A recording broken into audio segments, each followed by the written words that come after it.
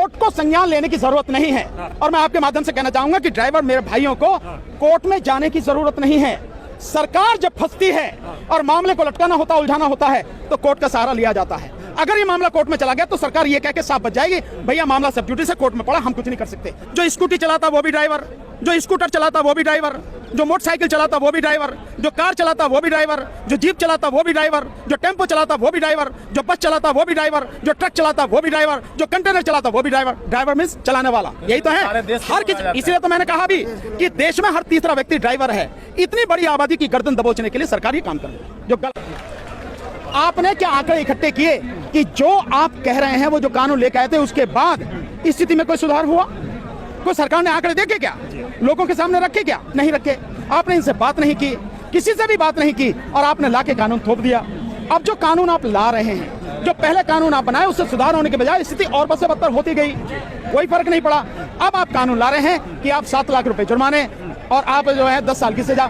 ये केवल और केवल इन कमजोर और गरीब ड्राइवरों को, और साथ साथ में इनके जो ट्रकों के, बसों के, गाड़ियों के जो मालिक है, उन सबको, केवल एक को नहीं, इन सबको पुलिस के हाथ में शोषण होने के लिए आप छोड़ रहे हैं। आज पुलिस कोई भी होगा यार, जो अगर मुकदमा बन गया तो इतनी बड़ी सजा है, इतना बड़ा वो है, तो कहेगा यार निपटा ले मामला, निपटा ले मामला। उस निपटाने में जो शोषण होगा, 7 लाख रुपए की जगह कभी लाख रुपए में, कहीं 2 लाख रुपए में, कहीं 3 लाख रुपए में, कहीं 50,000 में, जिस तरह से वो वसूली होगी पुलिस के द्वारा और ट्रांसपोर्ट डिपार्टमेंट के द्वारा, जो आरटीओ, एआरटीओ वगैरह ये सब हैं, इनके द्वारा, उनके हाथों में इस जनता को आप पूरी तरह से मजबूर जनता को आप छोड़ना चाह रहे हो, ड्राइवर को छोड़ना चाह रहे हो। सरकार के कुछ लोग इसमें ये आरोप लगा रहे हैं कि अगर ऐसे ही देश में हर कानून का विरोध होने लगा तो कोई कठोर कानून इस देश में आ ही नहीं पाएगा। किस बात का कठोर कानून चाहिए सरकार को? अगर कठोर कानून की बात है तो सबसे पहले ये जो नेता हैं, इंक्लूडिंग प्रधानमंत्री और गृह मंत्री, पहले इनको अरेस्ट करके जेल में भेजा जाए। अगर कठोर कानून की बात है, सबसे ज्यादा अपराध, सबसे ज्यादा अन्याय ये लोग कर रहे हैं, और अपराधियों का और गुंडों और मवालियों का सबसे ज्यादा संरक्षण मोदी जी कर रहे हैं। एक पे आरोप लगाते हैं कि 70,000 करोड़ का घोटाला किया, दूसरे दिन आके उसे उप मुख्यमंत्री बना देते हैं। क्या हो रहा है ये सब तमाशा? तो ये, और अगर अपराध करने हैं तो अभी हुआ ना काशी विश्वविद्यालय में, हिंदू विश्वविद्यालय बनारस में, बीजेपी आईसी सेल के 3 लौंडे थे, लड़के, उन्होंने गन पॉइंट पर उस लड़की के साथ में आईआईटी की जो छात्रा थी, गैंगरेप किया। पहले ऐसे लोगों के खिलाफ कार्रवाई करो आप, इन गरीबों के खिलाफ नहीं, जिनको आप मतलब उनकी गर्दन दबोचने पर आप तुले हुए हैं। ये समझने की जरूरत है। तानाशाही रवैया है क्या कि विपक्ष जब सदन में नहीं मौजूद था, आपने 146 सांसदों को निलंबित कर दिया, उस दौरान इस कानून में आपने संशोधन किए? निश्चित रूप से, इससे बड़ा क्या होगा? ये इसीलिए तो किया जा रहा है, विपक्ष के 146 सांसदों को इसलिए तो बाहर निकाला गया कि जो कानून सरकार लेकर आ रही है उस पर चर्चा ही ना हो पाए और वो ध्वनि मत से पारित हो जाए। जो हो रहे हैं 2-2 मिनट में कानून पारित हो रहे हैं। जनता से जुड़े हुए जो कानून हैं, जनता को इतनी बड़ी संख्या में प्रभावित करेंगे, उन पर चर्चा नहीं होनी चाहिए प्रॉपर तरीके से? क्या वो स्थायी समिति को भेजे नहीं जाने चाहिए? वो क्या और जो कमेटियां बनी हैं इस सिलसिले में, उनको वो कानून भेजे नहीं जाने चाहिए? वहाँ बाकायदा एक्सपर्ट्स और लोगों से सारी चर्चा करने के बाद में वो कानून नहीं लाए जाने चाहिए? इसमें दिक्कत क्या सरकार को? अभी कुछ लोग एसोसिएशन के लोग कल मिले, सरकार ने, गृह सचिव जी ने कह दिया कि धरना खत्म कर दो, हम इसको अभी लागू नहीं कर रहे, फिलहाल लागू नहीं कर रहे। पता नहीं, आप मतलब आप कह रहे हैं गृह सचिव, यहाँ कह रहे हैं गृह मंत्री, पर गृह मंत्री हो, गृह सचिव हो, इनका क्या मतलब है? जी। लागू नहीं करे, लागू करने में जरा सी देर का काम है। आपके पास कानून तो बनकर तैयार हो गया ना, वो छपवाना है तो छपा हुआ भी आपके पास रखेगा। एक लाइन लिखनी है कि ये कानून कल से लागू किया जाता है, और आप नोटिफिकेशन के लिए दे देंगे तो गजट में छप जाएगा रातों रात। क्या दिक्कत है? ये तो जरा सी देर का काम है छपने का। किसी भी समय सरकार छाप सकती है, कर सकती है। अभी क्यों आश्वासन की बात कर रही है? क्योंकि देश भर में जिस तरह से ये हड़ताल चल रही है, इसने एक तरह से चक्का जाम की स्थिति कर दी है, और 22 तारीख का जो प्रोग्राम है अयोध्या वाला, उसमें खलल पड़ जाएगा अगर ये स्ट्राइक आगे चलती रही तो। इसलिए आश्वासन दे रही है। मैं सरकार से कहना चाहता हूँ कि आश्वासन किस बात के लिए दे रहे हो आप, लिखित में या मौखिक? अरे सीधी सी बात है, कानून गलत है, इसे वापस लेके छुट्टी करो। जैसे कृषि कानूनों को वापस लेने के लिए मोदी जी सुबह सुबह आए उठ के, और उन्होंने कहा कि कानून वापस, और उसके बाद में संसद के दोनों सदनों में पास कराए, खत्म हो गए। इसको भी ऐसे करो आप। आओ ना, आप कहो, आते हो ना आप 8 बजे टीवी पे आते हो नोटबंदी करने और फिर क्या क्या बंद करने, तो आ जाओ आप 8 बजे और क्या भैया जो कानून मैंने बनाया है उसे मैं वापस लेता हूँ, संसद में पास करा के छुट्टी करेंगे, कर दो आप। लेकिन इसमें कहीं भी किसी चीज की कोई जरूरत नहीं है, किसी आश्वासन की जरूरत नहीं है। आपको लगता है इस कानून, अभी जो जिस तरह से लोग विरोध कर रहे हैं, इसका कोर्ट कुछ संज्ञान ले सकता है? नहीं, कोर्ट को संज्ञान लेने की जरूरत नहीं है।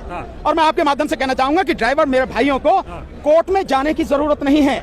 सरकार जब फंसती है और मामले को लटकाना होता, उलझाना होता है, तो कोर्ट का सहारा लिया जाता है। अगर ये मामला कोर्ट में चला गया तो सरकार ये कह के साफ बच जाएगी, भैया मामला सब ड्यूटी से कोर्ट में पड़ा, हम कुछ नहीं कर सकते। जब वहां से डिसाइड होगा तब करेंगे। और कोर्ट में कैसे डिसाइड हो रहे हैं मुझे बताने की जरूरत नहीं, सब लोग देख ही तो रहे हो, सारे लोग जानते हो। इसलिए कोर्ट में जाने की जरूरत नहीं है। लड़ाई सड़क पे है, सड़क पे लड़ो, जैसे किसानों ने लड़ी, जैसे एनआरसी का आंदोलन सड़क पे हुआ। आज भी एनआरसी कानून इतने साल के बाद, 4 साल के बाद सरकार की हिम्मत नहीं है जो लागू कर सके। यहाँ लड़ो ना, क्या दिक्कत है आपको? मैं कह रहा हूँ पूरे देश में चक्का जाम करना चाहिए ड्राइवरों को। अगर स्थिति केवल चक्का जाम करे तो उनको ध्यान में रखें, जो मरीज हैं, जो बीमार लोग हैं, जो एम्बुलेंस है, उन्हें ना रोकें, उनका रास्ता ना रोकें, उन्हें आने दें, उन्हें जाने दें, वो हमारे अपने ही लोग हैं, उन्हें दिक्कत नहीं होनी चाहिए। दिक्कत सरकार को होनी चाहिए और सरकार को दिक्कत हो रही है तभी सरकार बातचीत की बात कर रही है। और दूसरा, जब बात करने जाओ भैया अच्छे से आदमी भेजना, वो सरकार के दलाल मत भेज देना। इस देश में दलालों की कमी नहीं है, सरकार के पास पैसा अंधाधुंध, खरीदने वालों की भी कोई मतलब बिकने वालों की भी कोई दिक्कत नहीं है। बहुत लोग बिक रहे हैं तो उन पर भरोसा नहीं करना। ड्राइवरों से मेरी निवेदन है, अपनी एसोसिएशन बनाएं, अपने जो मजबूत ईमानदार अच्छे साथी हैं उनकी कमेटी बनाएं और उनको भेजें वहां से मिलने, और उनको ये कह के भेजें कि जो भी बात करके आवे पहले हमें बताइए, हाँ मत करिए। सरकार से हाँ करने से पहले हमें बताना कि ये बात है। जब हम इस बात से सहमत हो हाँ कि हाँ आप बात करो, इसको फाइनल करो, तभी करना, नहीं तो नेता कभी भी धोखा दे सकते हैं। देश इस बात को जानता है। अगली सवाल, 24 में चुनाव है, चुनाव से पहले इस तरह का कानून पास कराना, उसको लागू करना, सरकार की इसमें क्या मंशा नजर आती है? 2024 के मतलब चुनाव है, उनको आसानी से जीत सके सरकार, कोई भी किसी कोने से विरोध न कर सके, और विरोध करे तो उसकी गर्दन दबा दी जाए। सिर्फ इसी के लिए ये कानून लेकर आई है सरकार। और ये कानून इसलिए लेकर आई है कि जब ईवीएम से चुनाव सरकार जीतने की सारी कोशिश करेगी, उस समय इस सरकार के खिलाफ कोई भी कुछ ना बोल सके, कहीं से लोग इकट्ठे ना हो सके, कहीं इधर उधर आ जाना सके। इसके लिए सारी चीजें की जा रही है। सर, एक हड्डी बनता हुआ दिखाई दे रहा है ना, विरोध हो रहा है ना, देखिए आप भी आए। बिल्कुल हड्डी बनना चाहिए और सरकार को समझ जाना चाहिए कि अभी भी अगर आप नहीं मानोगे, कानून वापस नहीं लोगे, तो स्थिति इससे भी भयानक होगी।